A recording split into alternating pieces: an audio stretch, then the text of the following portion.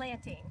I'm sitting in our awesome trial garden with these beautiful limelight hydrangeas that have turned to their gorgeous fall color. We talked about that in another video, how they turned to this beautiful pinkish color.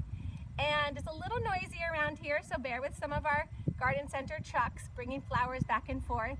But it's a perfect day to plant. It's a little bit cooler, and that's an important thing to know about fall bulbs. That's also where we have some confusion between fall bulb planting and spring bulb planting. Today I'm doing fall bulb planting. I actually already planted these gorgeous allium. This is the time of the year to put allium in the ground so you'll get spring bloom. So remember, when you plant fall bulbs, it's for spring bloom. When you plant spring bulbs, things like cannas and dahlias, then it's to give you that showy summer bloom. So just keep that in mind. I know there's a little confusion with that. So like I said, what I'm doing is we dug this hole here, got it all ready for you, and I planted the alliums first, and I planted them the deepest. The reason I did that is because the allium bulb is the biggest. Basically, a really good rule of thumb is that whatever the height of the bulb is, double or triple the depth of your hole. So the allium bulb was a good 2 inches high, so I dug this hole 6 inches deep, 3 times the height of that bulb. And this is a really good way to do this because I'm doing a layering effect. So the allium are on the bottom. They're also going to get the tallest, have those big showy blooms with those flower sizes that are as big as a head. They're so gorgeous. Then my next layer were these gorgeous tulips. These are so different. This is called Night Rider. It's actually a green and purple tulip.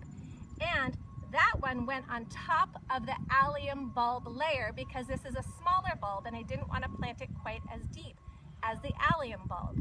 Next, the very top layer is this really pretty crocus flower. I love it. It's like a white and purple striped. And this is one of the first ones to show its little head in the spring. And that's really fun. Sometimes they even poke out through the snow, which is a really nice treat for all of us when we're so sick of winter. And these are really tiny bulbs.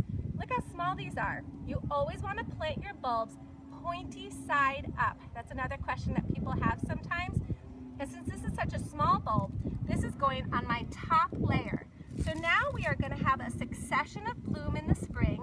We're going to have different heights in our bulbs, which is awesome. And we're going to have different colors as well, which is really pretty. It's a neat way to plant. And we also did this in kind of like a big group. It's not the best to plant your bulbs in a straight row. If you're going to do a row, try to stagger it a little bit or plant in groups of 3s or 5s. It just has a better look to it when you plant bulbs. Really important, guys. I put some squirrel repellent into this hole, and I'm going to put some more over top because squirrels are such a big deal. They think that you went and planted a really nice acorn treat for them and you loosened the soil just nicely for them. So even though they don't eat the bulbs, they come and they dig them all up. So put a good squirrel repellent down. That'll make a big difference.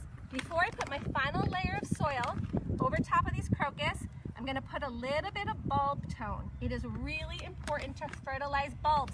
They need the energy in the bulb to produce a good bloom. So I don't need a lot. Then I'm going to put my final layer of soil over top of these crocus. Remember, I only planted the crocus about 2 inches deep because you only want to go either double or triple the height of the bulb itself. And another thing that's really important is bulbs need good drainage. You do not want a wet spot to plant your bulbs because the bottom line is they will rot if they're in a really wet spot. So make sure you have really good drainage. And I also amended the soil. My regular soil, I amended it with a compost that also has some peat moss in it to keep the soil kind of light. Now, like I said, the final step was putting a little bit more squirrel repellent on top. Will not hurt the bulbs. Just sprinkle it right on top. Won't hurt the squirrels. Just has a smell and taste that they don't like. Then my final step is mulch. And I'm doing this because this also helps deter the squirrels and it looks good. You put a mulch layer over top of the area and then maybe you'll be able to trick those critters into not digging up your beautiful fall planted bulbs that are going to bloom in the spring. So guys, I can't wait to see you next year because we're going to come back here when all of these bulbs are blooming in our trial garden and show you what beautiful color and staggered heights we have with our fall planted bulbs. Thanks a bunch. See you next time.